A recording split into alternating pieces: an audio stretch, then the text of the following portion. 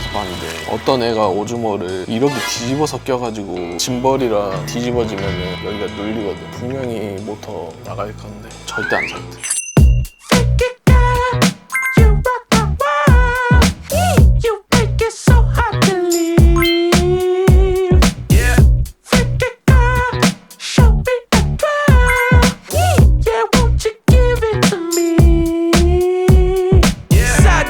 Then front to back. I love it when you do it like that. Don't give it to me.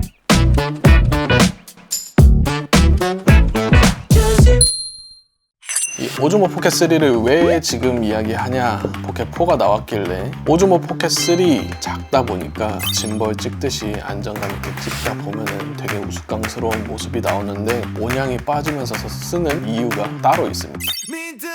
저희는 일반 콤보로 구매했거든요. 딱 이 구성으로 옵니다. 껍데기, 미니 삼각대, 4분의 1인치 나사를 꽂을 수 있는 어댑터, 그리고 본체. 근데 이 구성만 있어도 일반인들이 쓰기에, 현업자들이 쓰기에도 부족한 구성이 아니에요. 왜냐면 이 카메라 자체가 더 이상의 무언가가 필요하지 않습니다. 짐벌도 달려있고 1인치 센서에다가 피트 로고도 되고, 그리고 껍데기가 안쪽에 액세서리들을 넣을 수가 있게 되어 있어요. 따로 구매한 광각 어댑터랑 ND 필터 이렇게 두 가지를 넣어놓고 다니게 되면은 하나의 바디가 올인원 바디가 되고, 이 바디를 가지고 다니면은 크게 부족함 없이 찍을 수 있다는 최대의 장점이 있습니다. 그리고 가장 눈여겨볼 게 500만원짜리 소니 FX3에서 지원되는 4K 120프레임 촬영, FHD 240프레임 촬영, 고가의 카메라에서 지원하는 슬로우 기능들도 지원하다 보니까 저희가 쓸 때 서브 카메라로서 굉장히 큰 역할을 하고 브이로깅을 하시는 분들도 유용하게 쓸 수 있는 바디로 생각합니다. 여러 가지 기능들이 지원되는 게 믿기지 않을 정도로 굉장히 작은 바디인데 발열이 그렇게 심하지 않습니다. 배터리 물려가지고 4시간, 5시간 촬영하는 경우도 있었고, 들고 다니면서 논스톱으로 한 2~3시간 찍은 적도 있고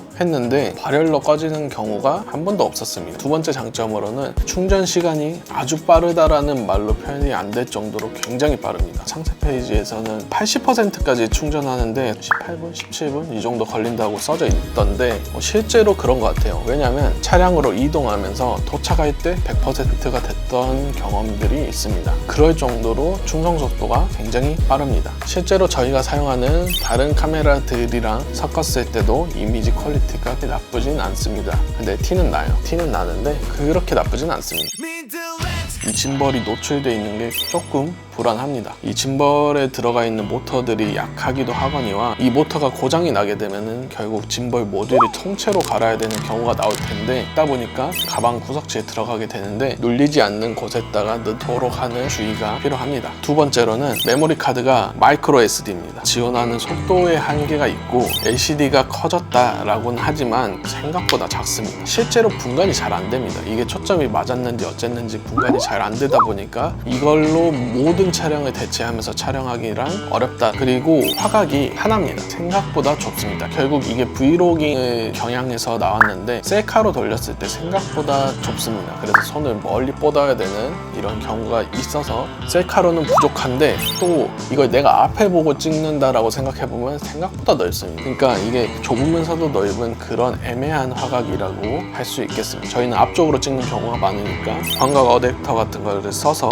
애매하느니 차라리 완전 넓게 찍혀가지고 완풀을 대체하는 역할로 쓰기 위해서 이런 식의 어댑터를 사용하는 경우가 있습니다. 그리고 메뉴가 찾기가 어려웠습니다. 메뉴를 열었을 때 스와이프하는 방식이거든요. 왼쪽에서 옆으로. 거기서 뭐가 나올지 몰라요. 내가 기억을 못하고 있으면 다 열어봐야지 뭐가 있는지 확인할 수 있는 방식입니다. 이게 조금 아쉽다. 4가 나온 시점에서 요거를 이야기하는 이유가 있습니다. 지금 새로 사신다면 저는 4를 사라고 할 것 같은데, 3를 갖고 계시는 감독님들이나 일반인들이 굳이 이걸 팔고 4로 넘어가야 되겠다라는 생각은 딱히 안 하셔도 될 것 같은 생각입니다. 오즈모 4랑 비교했을 때 가장 눈에 띄는 건 이 오즈모 3는 사진을 찍었을 때 930만 픽셀을 지원한다고 합니다. 3대4니까 930만이면은 3840에 2160을 화소로 변환했을 때 대략 830만 정도 나오는데 포켓4는 대략 한 8K 조금 못 되는 화질을 가지고 있습니다. 그 같은 1인치 센서 안에서 화소수의 차이 때문에 포켓3는 저조도에 유리하게 만들기 위해서 최대한 화소를 적게 잡았습니다. 광량을 많이 확보할 수 있는 장점이 있습니다. 센서 크기는 같은데 3000만일 때는 8000만에 들어간 하나의 픽셀 크기보다 3000만에 들어간 하나의 픽셀의 크기가 훨씬 크다 보니까 노이즈에서 좀 더 유리한 방면이 있고요. 저조도 노이즈에서는 3가 좀 더 유리할 것 같은데 신기술이니까 아마 4가 더 좋다고 나오겠죠. 4는 내장 메모리가 들어있습니다. 107기가인가 지원을 하는데 대략 초당 800메가 정도 읽히는 속도라고 하더라고요. 좀 더 고화소의 무언가를 녹화할 때도 크게 무리가 없고 백업할 때도 빠른 속도로 지원되겠죠. 그리고 최대의 다른 점은 짐벌 뒤쪽에 4를 보시면은 포고핀이 있어가지고 LED를 하나 달 수 있게끔 나왔습니다. 액세서리를 하나 더 달 수 있게 나온다는 점 말고는 3랑 4랑 크게 차이가 없고 4K에 240p가 된다? 그 정도 차이인데 120p로 찍어도 충분히 느리게 나오고 240p까지 쓰는 경우는 좀 애매하다고 봐야 되죠. 왜냐면 물방울이 떨어져가지고 딱 방울이 생기는 그런 영상을 찍을 때는 240p로는 택도 없고 960프레임 정도는 돼야지 녹화가 가능합니다. 그러다 보니까 240p는 좀 애매하다. 할 거면 480p까지 됐었으면 좋지 않았을까 생각합니다. 오즈모 포켓3랑 오즈모 포켓4 그리고 액세서리류들을 구매할 수 있는 링크도 설명란에 같이 넣어 놓도록 하겠습니다. 지금까지 민들렌즈였습니다. Mindless in the lens.